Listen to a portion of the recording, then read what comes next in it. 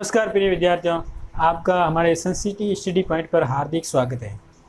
अब 9th class के अंदर हमने इससे पहले पढ़ चुके बहुपद की परिभाषाएं और इससे पहले वाले वीडियो के अंदर अब आगे देखो हम पढ़ रहे हैं बहुपद के प्रकार। मुख्यतः बहुपद दो प्रकार के होते हैं, यानी पॉलिनोमियल 2 टाइप्स के होते हैं।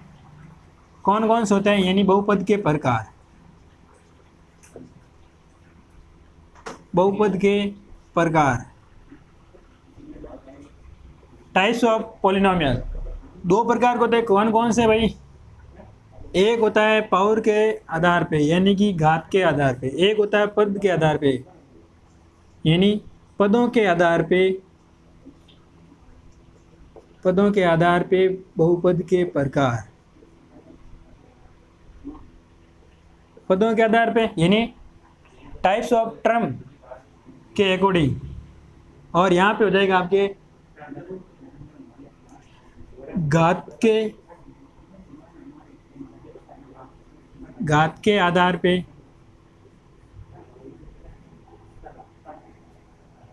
ठीक है भाई। अब यहाँ बी नंबर मुख्यतः 2 टाइप्स के होते हैं। तो देखो फर्स्ट ये पदों के आधार पे, यहाँ भी 3 प्रकार का होता है। एक पदी बहुपद, सेकंड इसका होता है द्विपदी बहुपद, और थर्ड इसका जो पार्ट है इसका नाम है आपके त्रिपदी। कौन सा हो जाएगा?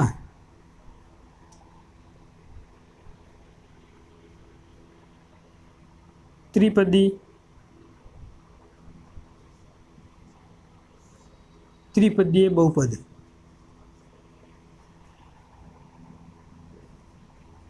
ठीक है भाई, इंग्लिश में इसको बोलते हैं मोनोमियल और इसको डायनोमियल या ट्राइनोमियल। ठीक है भाई।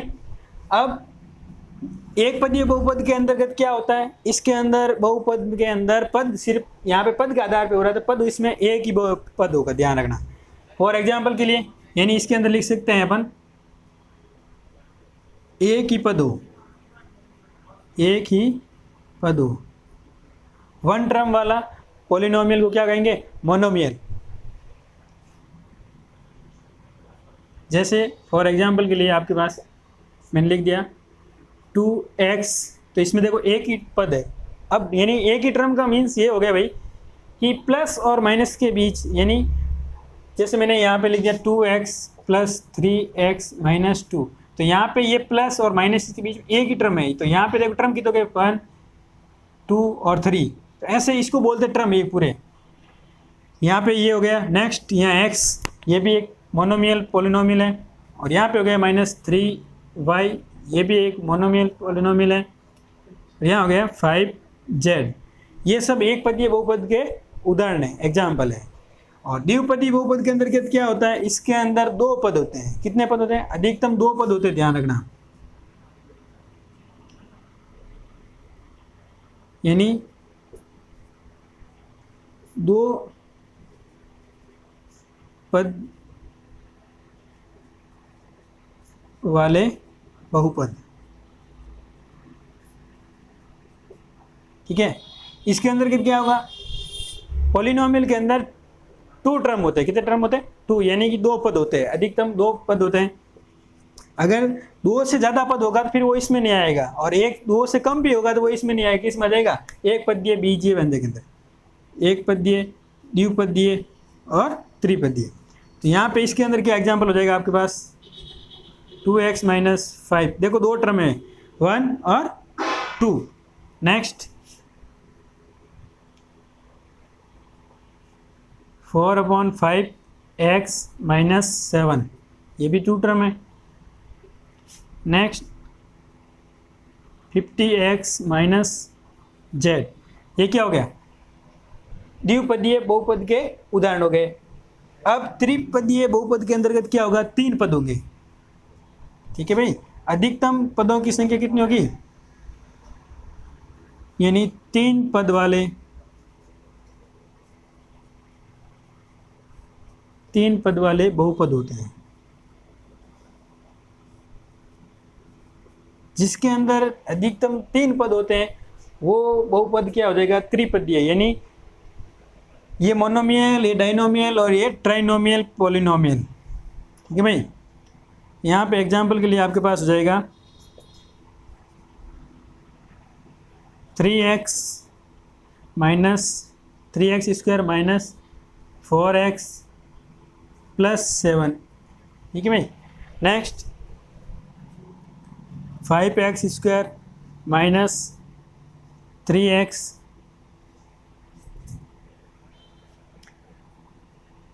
प्लस यहाँ हो जाएगा 10।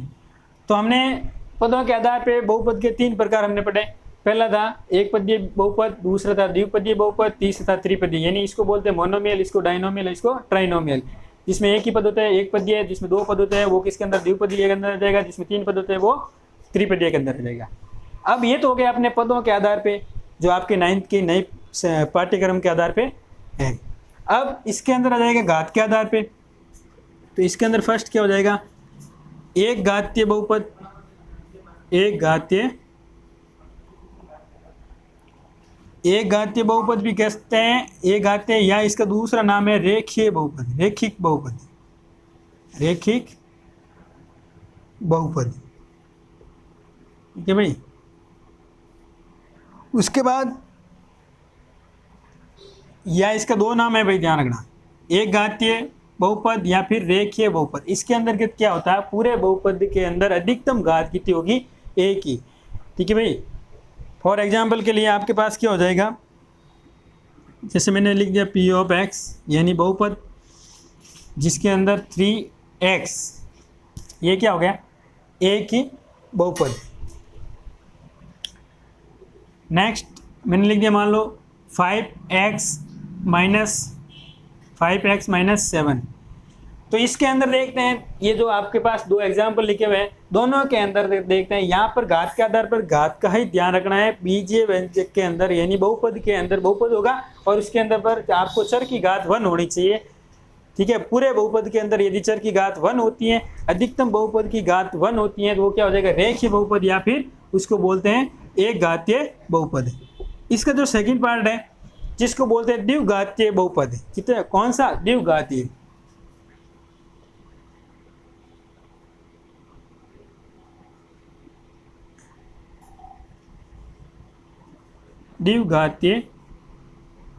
द्विघातीय या फिर द्विघात बहुपद।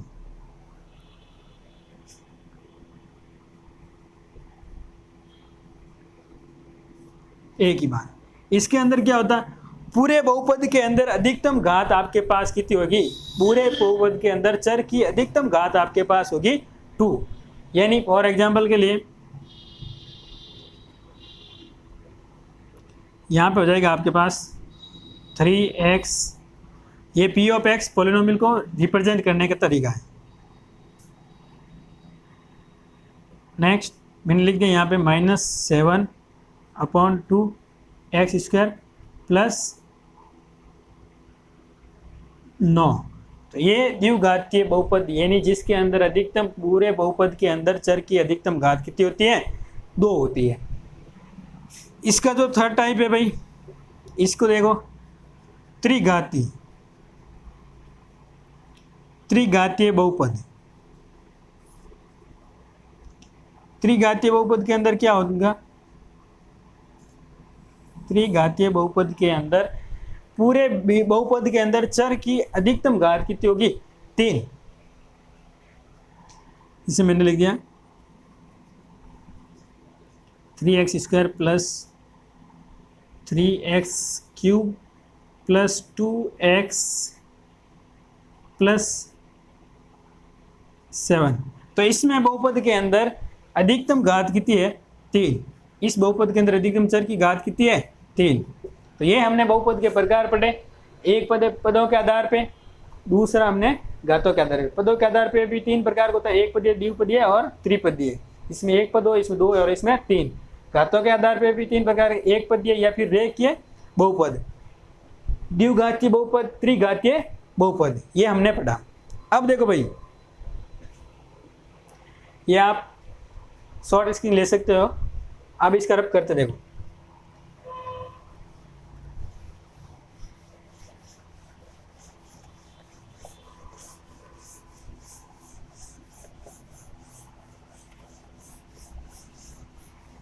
हम पढ़ रहे हैं 9th क्लास का चैप्टर नंबर 2 जिसका नाम है पॉलिनोमियल।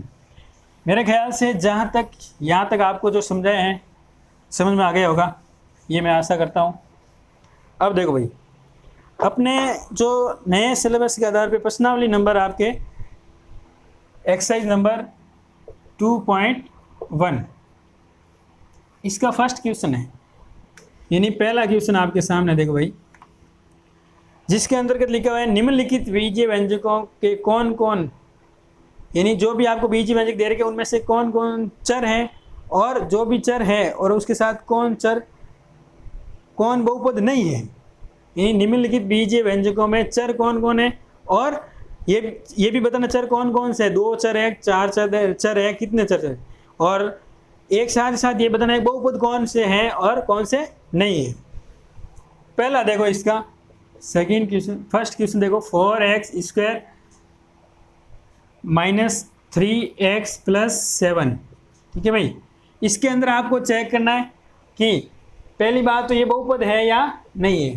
तो इसके अंदर हमने देखा है कि ये बहुपद है जिसके अंदर बीजीय व्यंजक है जिसके अंदर चर की घात हमेशा, यहाँ पे चर की घात कितनी है 1, ठीक है, यहाँ पे चर की घात 1 है, यहाँ 2, यानी चर की घात पूर्ण संख्या में है इस बीजीय व्यंजक, इसीलिए ये बहुपद तो है ही। अब इसके अंदर चर कितने हैं, इस बहुपद के अंदर आपको बताना है कि चर कितने हैं। एक ही चर है, कौन है, x, चर राशि एक ही है, वो कौन है, x। नेक्स्ट इसके अंदर आपको और इसमें ये बताना है कि ये बहुपद है या नहीं है। तो इसके अंदर देखो ये बहुपद है, क्योंकि चर की घात क्या है, चर की घात पूर्ण संख्या में है, इसीलिए क्या है, ये बहुपद है।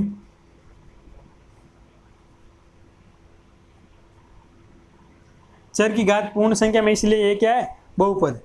नेक्स्ट इसका फर्स्ट मैंने करा दिया, सेकंड आपको करना है, और इसका मैं आपको थर्ड करा दो। देखो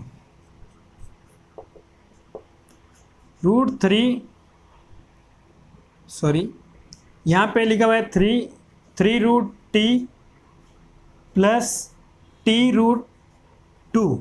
तो इसके अंदर देखो पहले बात तो यहाँ पे देखते हैं बहुपद है या नहीं है।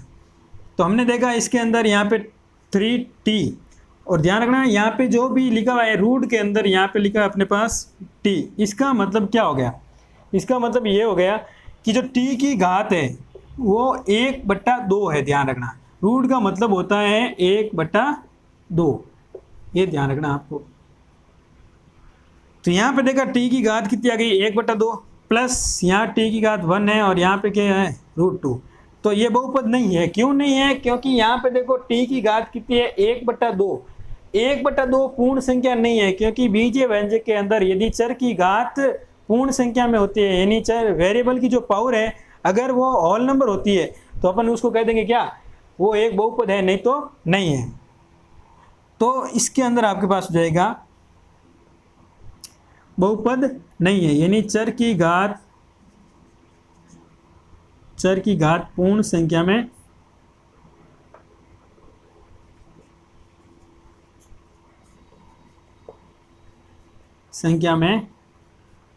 नहीं है, ठीक है भाई। अब उसके बाद इसके अंदर देखो भाई, ये कर लिया, तो इसके अंदर ये बहुपद ही नहीं है। तो चर वैसे आपसे पूछा इसमें चर की राशि कौन है, इसमें चर राशि एक ही है, वो कौन है, एक ही है, चर राशि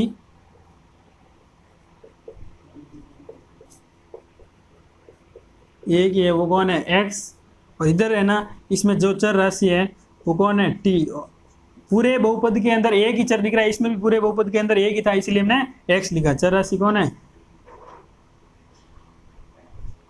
t है, ठीक है। ये बहुपद नहीं है, क्योंकि यहाँ पे चर की घात क्या नहीं है, पूर्ण संख्या में नहीं है, इसीलिए ये क्या नहीं है, बहुपद नहीं है। नेक्स्ट अब इसका जो चौथा है, बाकी जो फर्स्ट मैंने करा दिया, सेकंड आपको करना है खुद को, और इसका जो थर्ड है मैंने करा दिया, और फोर्थ देखो बाकी हो जाएगा y + 3/y। तो यहाँ पे देखो इसको पहले यहाँ पे इस बहुपद के अंदर देखो y प्लस यहाँ 3, और जैसे ही यहाँ पे जैसे यहाँ पे इस y को ऊपर लेकर आएंगे बट्टे से ऊपर, तो यहाँ माइनस में हो जाएगी घात, कुछ नहीं है एक, यानी कि जब कभी भी ऐसा 1/a लिखा हुआ है और इसको अपन यहाँ ऊपर लिखना चाहते हैं a के पास में, तो यहाँ पे इसकी पावर में क्या हो जाएगा, चिन्ह चेंज हो जाएगा, वो माइनस का हो जाएगा।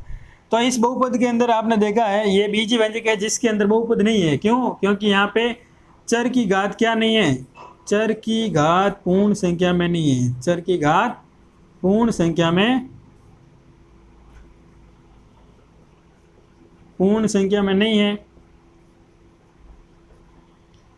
पूर्ण संख्या में नहीं है,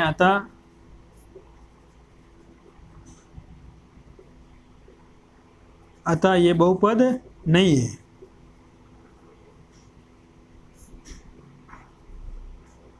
ठीक है भाई, आज की क्लास के अंदर अपन यहाँ तक करते हैं। नेक्स्ट जो इससे आगे वाला पार्ट है वो अपने नेक्स्ट क्लास के अंदर आएगा। तो सभी विद्यार्थियों से यही निवेदन है, इस वीडियो को, इस यूट्यूब चैनल को आपको ज़्यादा से ज़्यादा शेयर और सब्सक्राइब और लाइक कीजिए। धन्यवाद।